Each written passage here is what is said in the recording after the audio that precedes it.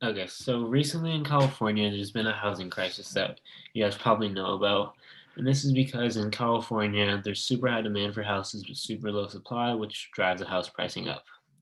During this presentation, we'll cover why people are leaving California and what the problem is. All right, I'll let Zach begin. Yeah, so the average home price in California is about $525,000. Just some averages. So for San Francisco, about 1 million, and then the LA area, about $623,000. Just as some notable cities. And then since about 2012, California real estate has been on the up. But however, in 2020, just due to uncertainty, like with the pandemic and everything, house prices have kind of leveled off, as we can see on the graph above. Next. So California has three main types of taxes: income, property, and sales tax. California's income taxes is one of the highest income tax for upper income households and one of the lowest tax rates for lower income households. Property tax, on the other hand, is 0.77%, which is less than the national rate of 1.08%. Sales tax is in California is the highest in the nation at 7.25%. You have sales tax in any purchase, and property tax is on any building that you own. Next slide.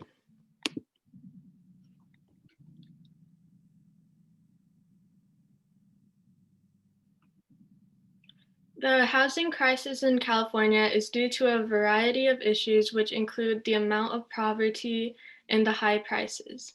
The reason the housing crisis happened in the first place is due to outdated zoning laws, tax provision for our long-term household owners, high housing prices, and a shortage of homes due to wildfires and population growth. Gavin Newsom did propose a solution to this crisis in which about 3.5 million houses had to be built by 2025. But that's not possible because recent studies showed now that it'll take till 2050 to build 3.5 million houses. Next slide. Poverty in California is a huge problem. The state has the highest real world poverty rate of any state at 17.2%. This means that 7 million Californians are in poverty right now, and an additional 7 million are near poverty. Some reasons why, is the repair of homes. For example, there was a $28 million project in Sacramento to fix 74 run-down low-rent apartments. This means each apartment costed $378,000 to repair, which was higher than the average price of a single-family home in the area at the time. This highlights how financially drained it is to fix even cheap apartments.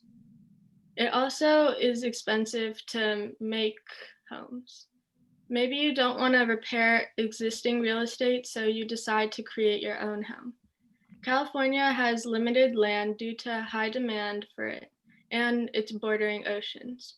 Additionally, materials like lumber and concrete and labor are quite expensive, with Legislative Analysis Office stating that these are 20% higher in California's major cities than the rest of the countries. These three factors make it so that it is unaffordable to create new houses in California. Those who do choose to create them are drained of their money.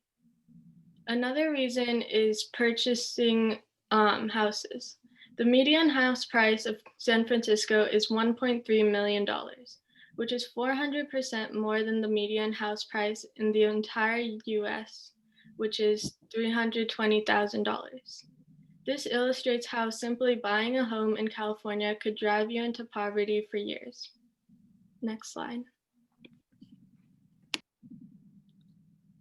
So, the downfall of LA. As a result of home prices being so high for many, along with high taxes and other less desirable factors such as homelessness and fire danger, these all drive people away. All problems cost money to fix, and just people aren't willing to spend the money here when they can go to other places such as like Arizona or Idaho that don't have these factors. Like as we can see from this graph, homelessness has jumped a lot since 2012 all the way to 2020, pretty much. Next. So as we know, California real estate is very highly priced. But when we look at how it compares to other countries, California has the third highest median home value, which is $522,000. And so what causes this is that the median home value in California is so high, and like earlier said, California's demand is super high and the supply is super low. And again, this drives prices up. As you can see in the picture on the left, a house in any of these four major California cities will likely be on the market for a shorter amount of time than any other city like Chicago and Miami. Next slide.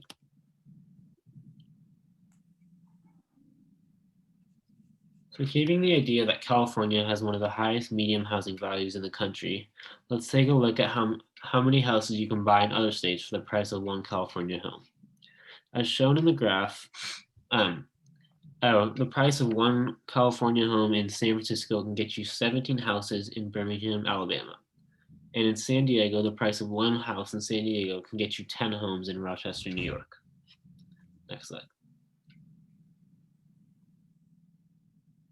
So about 650,000 people left California in 2019.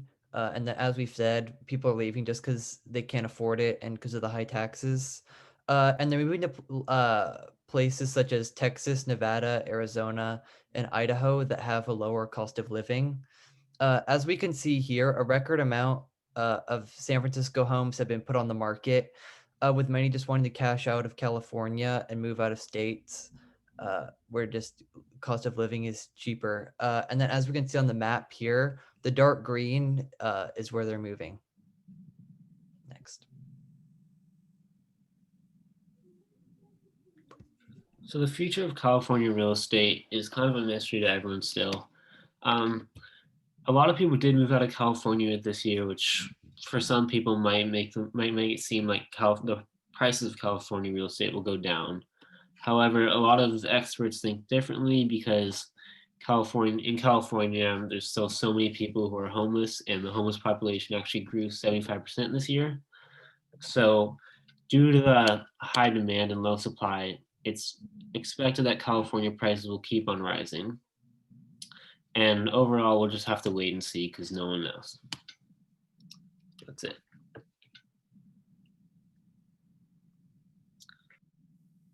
And that's it.